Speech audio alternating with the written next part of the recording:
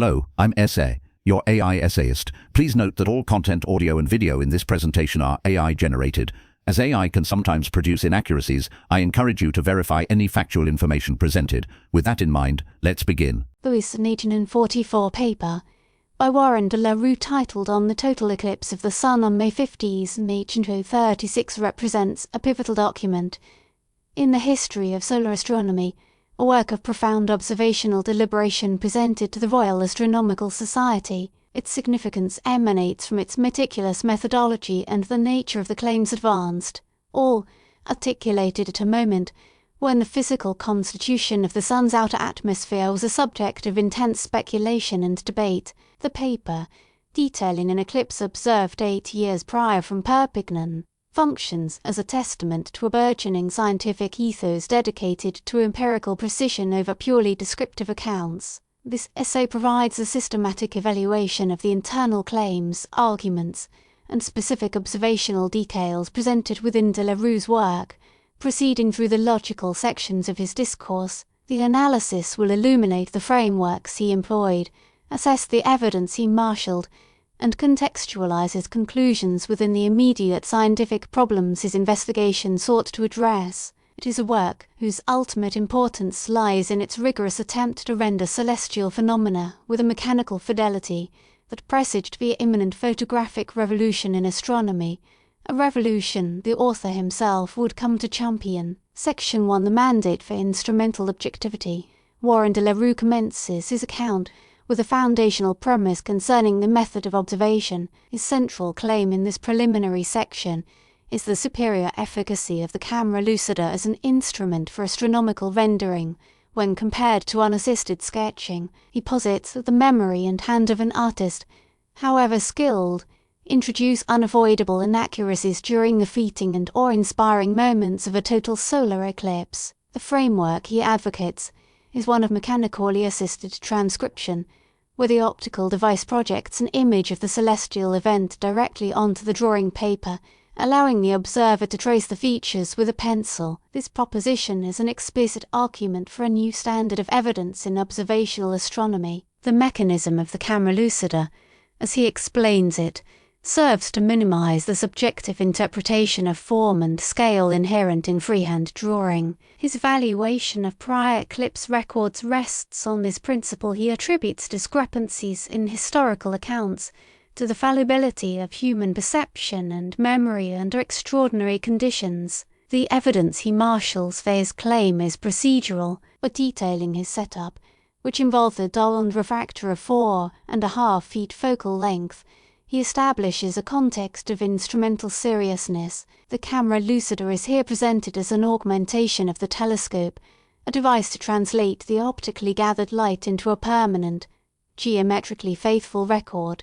This section's argument, therefore, is primarily methodological. It seeks to persuade the reader that the subsequent observations possess a high degree of reliability because they were produced through a process that actively sought to subordinate the observer's artistic license to the instrument's optical truth. It is a quiet but firm declaration that understanding the Sun's appendages requires a move toward a more objective, reproducible form of data collection. Section 2. The geometric delineation of the corona. Following his methodological preamble, de la Rue proceeds to the substantive observations, beginning with the solar corona. His central claim regarding this feature concerns its specific and structured morphology. Through the agency of the camera lucida, he asserts the ability to capture the corona's form with unparalleled accuracy. The drawings, which formed the core evidence of his presentation, depicted a luminous effulgence that was distinctly asymmetric. He describes and delineates specific rays and structures within the coronal glow, moving beyond a generic description of a halo. His claim is that the corona possesses a definite, non-uniform shape, with extensions that he could trace and measure relative to the lunar disk. The framework for this analysis is geometric. He is less concerned with the corona's intrinsic brightness or colour, which the camera lucida cannot objectively quantify, and is focused entirely on its spatial distribution. The evidence presented consists of the traced outlines themselves. These drawings claim to be a direct transcription of the phenomenon, showing the precise extent of coronal streamers at specific positions around the sun's limb. In his evaluation, the asymmetry he records is significant. It suggests the corona is a complex structure, a physical appendage of the sun, rather than a simple, uniform atmospheric scattering effect of Earth or the Moon. The specific details,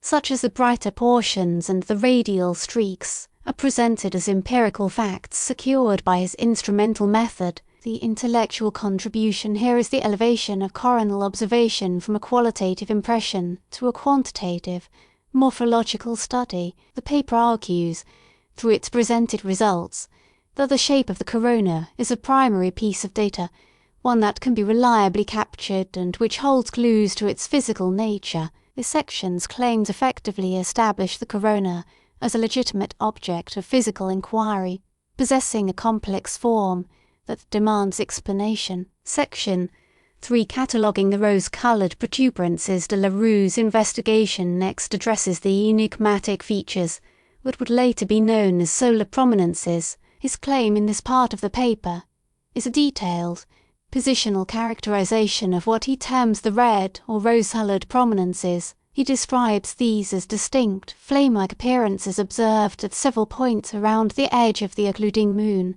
The core of his argument rests on the precision of his drawings, which map the location, size, and shape of these phenomena. He provides specific descriptions, noting one large, curved protuberance and several smaller ones, and crucially, he fixes their positions relative to the solar disk. The conceptual framework is one of careful celestial cartography. By using the camera lucida at different stages of the eclipse, he implicitly provides evidence concerning the origin of these features. As the moon transgressed the solar disk, features belonging to the sun would be progressively covered or uncovered, while features belonging to the moon would remain fixed relative to the lunar limb. While de la Rue does not press the theoretical conclusion with great force, the evidence he meticulously presents points overwhelmingly toward a solar origin for the prominences. His drawings, by their very nature as time-stamped positional data, function as evidence in this long-standing debate.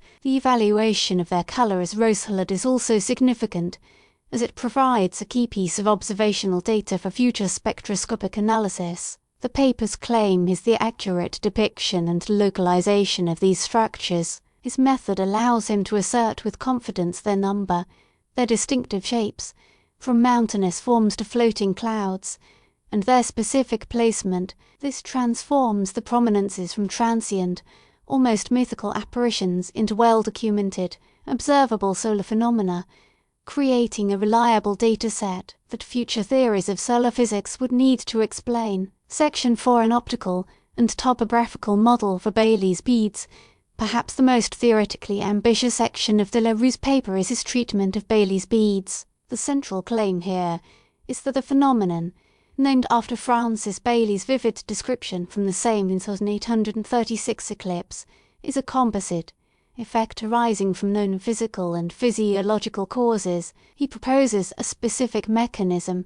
Beads are the result of sunlight shining through the deep valleys on the rugged lunar limb, with the appearance of distinct points of light being tremendously amplified by the optical process of irradiation. This framework is explicitly physical and causal, seeking to demystify the phenomenon. De la Rue's argument proceeds by breaking the problem down into constituent parts. First, he invokes the known topography of the moon, which is a mountainous and irregular body. This provides the physical basis for the serrated edge that breaks the final crescent of sunlight into points. Second, he introduces the concept of irradiation, the tendency for bright objects viewed against a dark background to appear larger than they are. He argues that this optical effect, occurring both within the telescope and the human eye, causes the small points of light passing through the lunar valleys to swell into the beads or string of pearls described by Bailey. The evidence he offers is logical and analogical. He constructs a model based on established principles of optics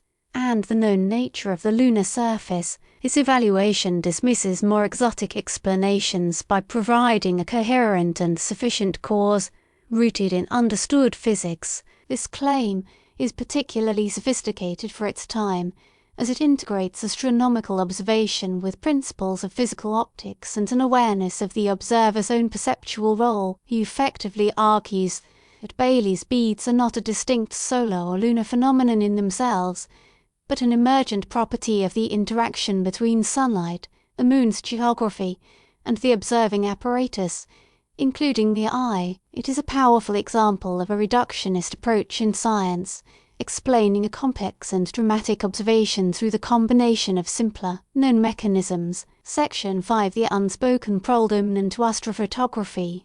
Across the entirety of de la Rue's discourse, a deeper, implicit claim can be evaluated. The paper, in its relentless pursuit of mechanical accuracy and its detailed accounting of the limitations of the human hand and eye, functions as a powerful, if unstated, argument for the necessity of a purely objective, chemical method of astronomical recording. The entire intellectual project of the paper is a quest to overcome the deficiencies of subjective observation. The camera lucida is presented as the best available solution, a bridge toward objectivity, yet the very act of tracing, which requires time and manual dexterity during the precious seconds of totality, highlights the shortcomings of this intermediate technology. The framework of the paper is built upon a desire for a perfect transcription of reality, a goal the camera lucida can only approximate. De la Rue's meticulous descriptions of the difficulties of the process,